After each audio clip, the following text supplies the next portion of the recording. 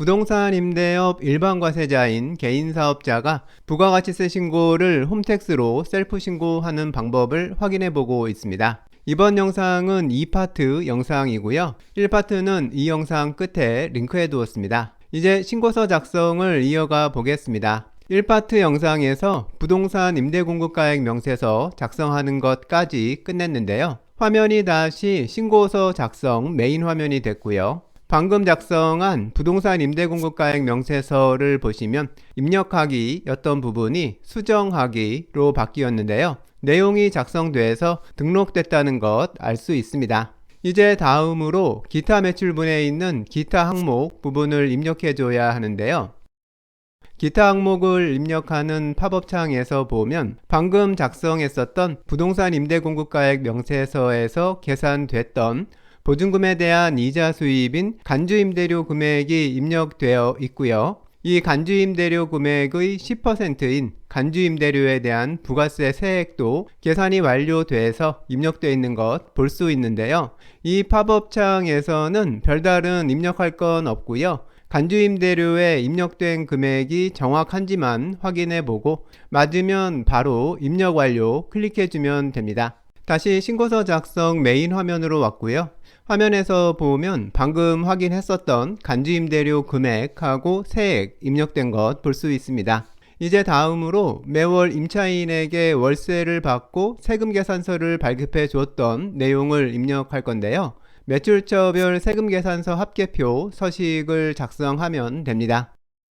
이 양식은 홈택스에서 제공해주는 자료를 이용해서 간단히 작성을 끝낼 건데요. 부가가치세 신고서 작성 때 사업자가 세금계산서를 발급한 자료나 세금계산서를 수취한 자료를 홈택스 시스템에서 제공받아서 이용하려면 부가가치세를 신고하는 1월하고 7월에 15일경 이후에 신고서를 작성하면 됩니다. 홈택스에서 세금계산서 자료 제공을 시작하는 게 대략 15일경이기 때문인데요. 그러니까 일반 과세자의 경우는 부가세 신고를 월초부터 서두를 필요는 없는 것 같고요. 15일경에 시작해서 간편하게 신고를 끝내는 게 더 좋을 것 같습니다.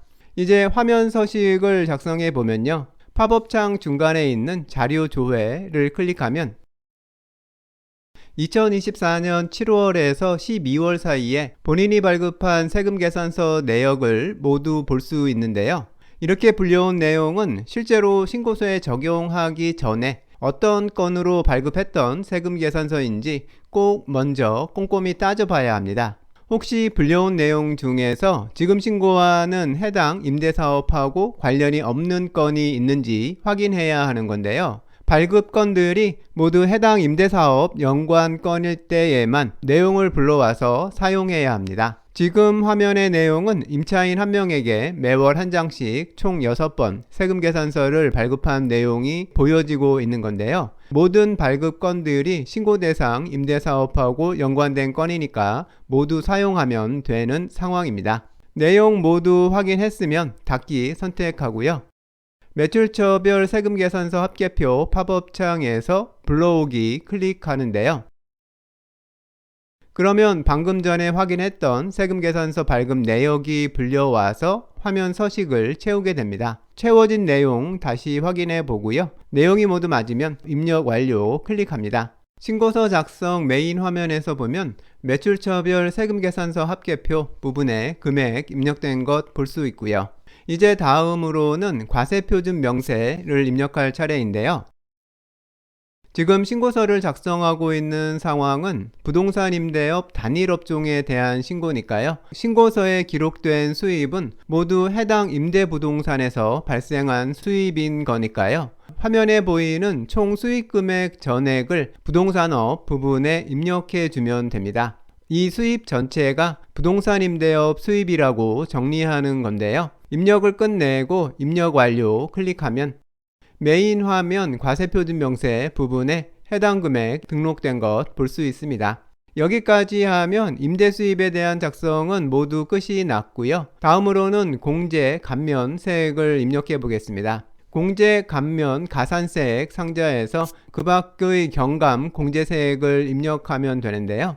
팝업창에서 보면 제일 위쪽에 홈택스로 부가세를 신고하는 경우 적용받게 되는 전자신고 세액공제는 이미 1만원 찍혀 있고요. 그 아래를 보면 전자세금 계산서를 발급한 경우에 발급 건당으로 적용받을 수 있는 전자세금 계산서 발급 세액공제를 입력하는 부분이 있는데요. 여기에서 작성하기 클릭하면 상세 입력 팝업창이 뜨고 여기에서 세액공제 신청서를 작성하면 됩니다. 신고 대상 기간 6개월 동안에 전자세금 계산서를 발급한 건수만 입력해 주면 되는데요. 그러면 공제 대상 금액이 자동으로 입력됩니다. 지금 화면은 전자세금 계산서를 6건 발급했고 1,200원 세액공제 계산된 화면이고요.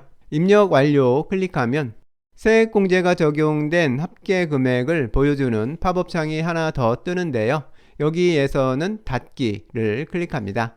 그러면 메인 화면 공제세액 부분에 방금 작성한 금액이 등록된 것 볼 수 있습니다. 다음은 매입세액을 입력할 차례인데요. 이 매입세액은 신고 대상 기간 6개월 동안 지금 신고하는 해당 임대부동산하고 관련해서 지출된 비용 금액 중에서 매입세액 공제 요건을 충족하는 것만 입력해야 합니다. 작성을 위해서는 매입처별 세금계산서 합계표를 선택하고요.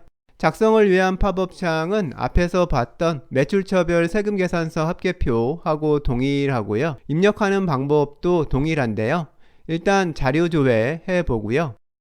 불려온 내용이 지금 신고하는 임대부동산하고 관련된 비용 지출 건이고 매입세액 공제 요건을 모두 갖춘 건인지 확인해 보면 됩니다. 매입세액 공제 받을 수 있는 내용이라면 불러오기 클릭해서 조회된 내용 등록하고 입력 완료 해주면 신고서 작성 메인 화면에 해당 금액이 등록됩니다. 이제 여기까지 하면 신고서 작성은 모두 끝난 건데요. 화면 상단에서 보면 이번 신고서를 제출하고 납부해야 할 부가세 금액을 확인할 수 있습니다. 이제 여기까지 작성된 내용들 다시 한번 확인해 보고요. 납부해야 할 금액도 꼼꼼히 계산해 봐서 내가 신고하려고 했던 내용하고 맞는지 한 번 더 확인해 보면 좋고요. 내용이 모두 맞아서 신고서를 제출하려면 이대로 신고하기를 클릭합니다.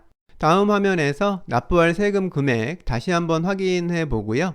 신고서 제출하기 클릭하면 신고서 작성 제출이 완료됩니다. 부동산 임대업의 경우는 일반 과세자도 부가세 셀프 신고가 크게 어렵지는 않으니까요. 홈택스를 이용한 셀프 신고 꼭 해보시면 좋을 것 같습니다.